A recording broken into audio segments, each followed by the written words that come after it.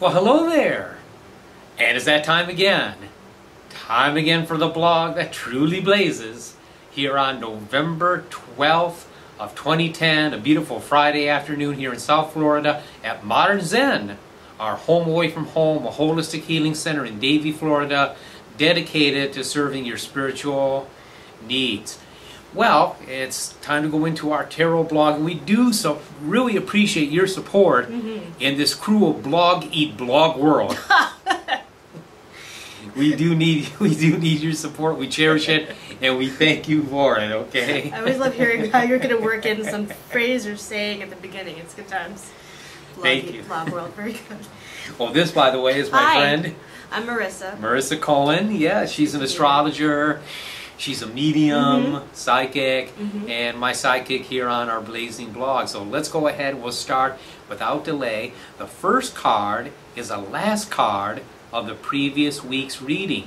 Now that card is the Fool. Now the Fool does not represent foolishness. He represents the element of air. It's uplifting.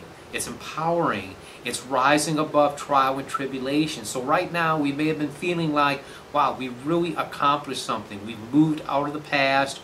We're more ready for the future.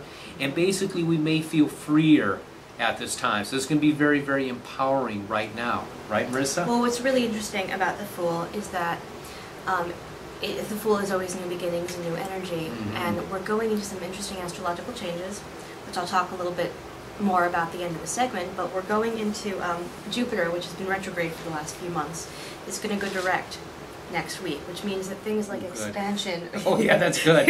That's good. Right. When Jupiter is in retrograde, it means that we feel like things aren't growing, things aren't as expansive as we would like, they're not as free-thinking, they feel fairly constricted. And they're going to be Jupiter will be going direct in Pisces on the 18th, which means that we can look forward to expansion growing, and Jupiter doing its big-time magic. And Jupiter likes to take situations and blow them up and make them really big and really expansive and really exciting. So very much the energy, similar energy to the Fool. So we'll be going into that around the 18th. So very, very good stuff. That is good. Big change. That is good. It kind of mystifies me then why we'd have our next card as a Five of Swords. That's Venus and Aquarius. And that's very, very interesting. Now, of course, it's not as negative as it looks, okay? You're looking at the picture right now of it. It's not as bad as it looks. It's mental. It's mental energy. And Venus and Aquarius don't really mix. You know, it's going to tend to be a disconnecting of the head and the heart. We've had that come up lately. That's come up on this blog. In light of the astrology, what do you think? What would that have to do with any? Would it have to do with anything? Well, let's see. The best thing I could possibly connect it to is that with Venus and Aquarius energy, it's fixed, and Jupiter energy is usually very, very Leo oriented, which is also fixed, and Leo and Aquarius are opposite signs. So if I wanted to make a really tenuous connection like that, I could. Okay. But I feel like Venus and Aquarius energy is really just, it's very, very mental, it's very choppy, and I feel like with things that we have going on right now, we have a moon in Aquarius, which is going to see us through over the weekend. Okay. So that'll connect up to that. And so our emotions may seem a little bit sharp and a little edgy, very community-oriented but quick. We might be experiencing quick changes in our emotions. Just don't let yourself fall into negative thinking. Right. You know, that's the main thing. Emphasize on the positive, and definitely cling to the next card. Push yourself forward into Leo energy, lust. Now, lust isn't sexual lust as much as it is a lust for life. In the traditional tarot, it's called strength. And here it's depicted as a goddess astride the great beast. So it's total empowerment. It's simply getting outside of the norm and being ourselves and pushing ourselves forward. That's what Leo does. Leo, and I can say this because I'm Leo rising. Okay? Is he Leo likes attention. Leo likes to be out there. And Leo is very proud. It's solar ruled. Okay? And the sun is success, freedom, vitality, all those good, strong, affirmative, positive qualities. And with that Jupiter energy, that's yay! So maybe that Five of Swords is a bit of that transit as Jupiter goes direct. Because sometimes when you come out of a retrograde, you get like a bump or a weirdness. Yeah, and because we're going to be in shadow with retrograde. We've been in retrograde for I guess about the last roughly about 3 months or so, and we're going to be going out of retro on the 18th. And as always, whenever you're dealing with a retrograde, it's not always a good time to run forward into that area that the planet rules. So for example, we have Jupiter was in retrograde in Pisces.